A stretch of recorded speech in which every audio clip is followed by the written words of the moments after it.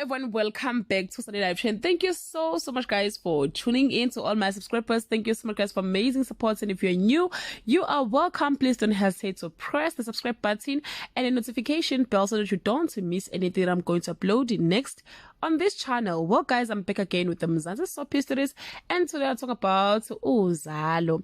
Kunama characters zika amasha azojoina UZALO okungulinda Majola kadlala phana ke with the wife edlala uwele kaMahlomi. Uzodlala ke indawo kaMzamo Shezi, a determined entertainer seeking fame and respect. Abanye ke bathi ke ama producers maybe they're trying to replace the character kaGC who used to entertain us laphayana ke UZALO.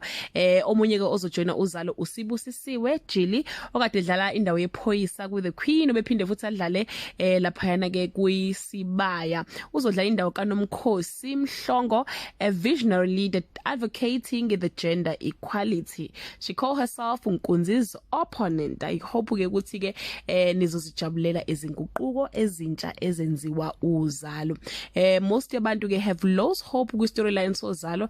They always bring us new faces, best actors, babathi vange storyline esibhorana esingachazeki. Like you can't predict it, guys. You can't predict what will happen to the next episode yoZALO noma ngabe kuthiwa uyathanda. It's always fresh from ama writers nama producers oZALO. The time they introduce ifemele kaNomaswazi sasijabule sithi yes, here come Nkunzi's opponent. Kwavele nje kwaphela kanjalo sagcina singazi ukuthi kwenzekalani laphayana kulesa story sabo.